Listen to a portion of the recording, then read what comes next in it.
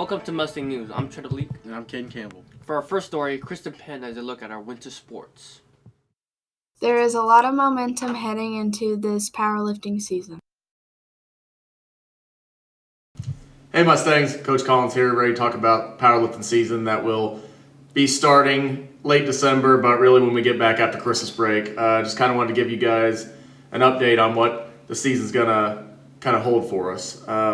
We unfortunately lost a lot of great seniors, a lot of strong kids this past season. Elliot Wolf, Micah Burkholder, Rebecca Green, some of those kids, and a multiple state champion. So that was a big blow, but what we're looking forward to is the continued leadership we have from kids like Caden Campbell and Allison Nicoletti, Emily Thornton, again, several state champions who are returning for us. So really excited about that, as well as the hopefully improving numbers we've had every season. Our first year, we had no females. The second year, our female team really picked up with about 5 or so. And then last season, it was around double digits. So we're super excited about that. And we have a lot of freshman interest coming in. So really just ready to get going. Our first meet's usually around January area in Joplin.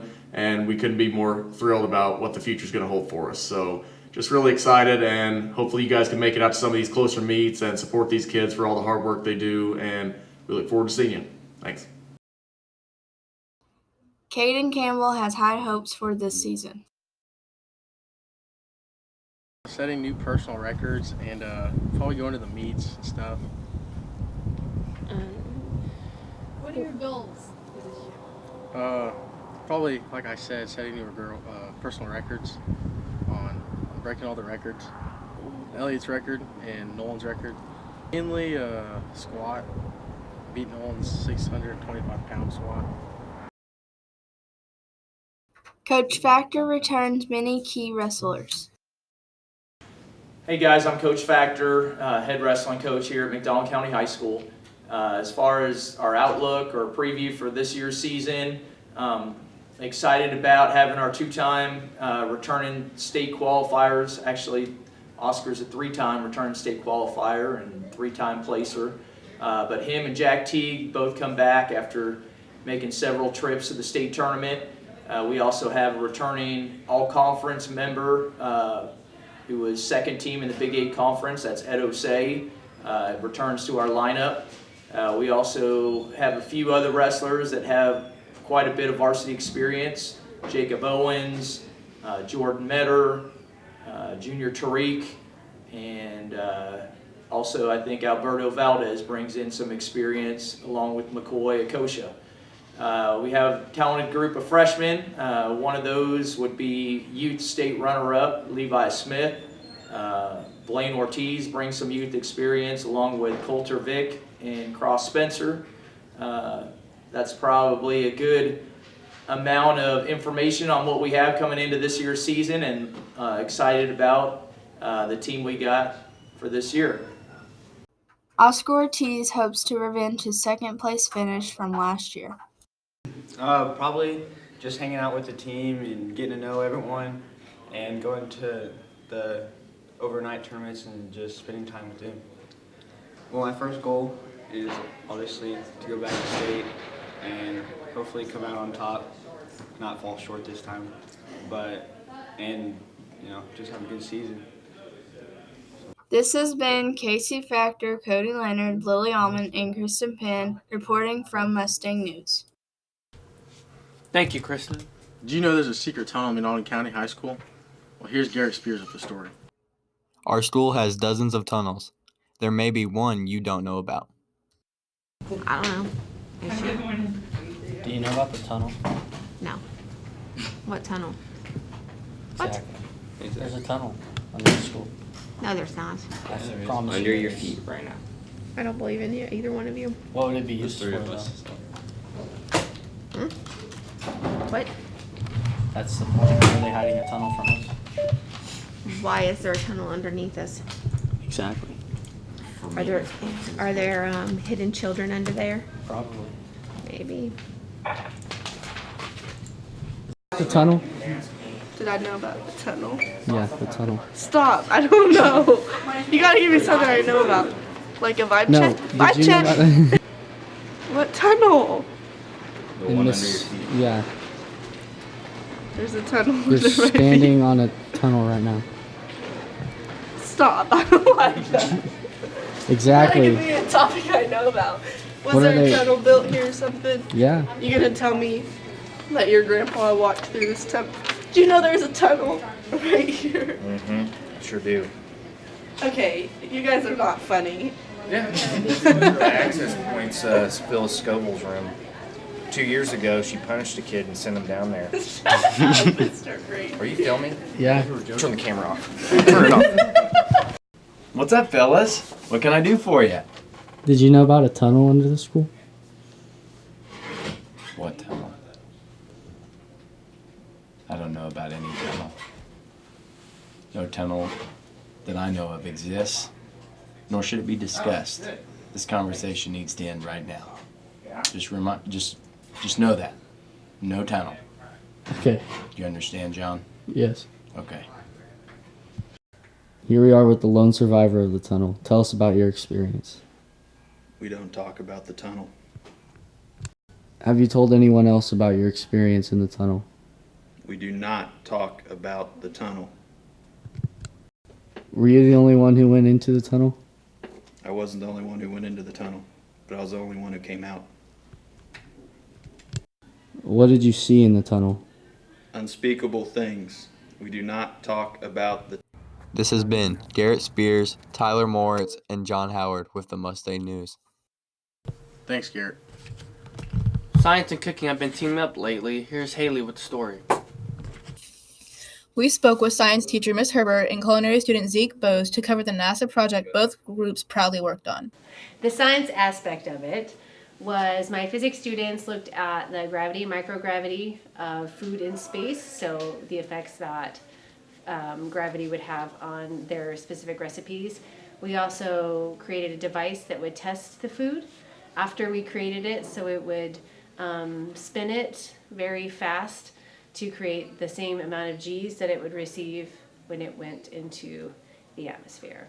Because it is in space, and space is a different type of gravity system. So, for example, if you were to open a bag of chips on Earth, you get to eat a bag of chips. When you open a bag of chips in space, yes, the chips will go out everywhere. So that was sort of our focus, was to really look at, again, basically the effects on gravity of food and the astronauts too.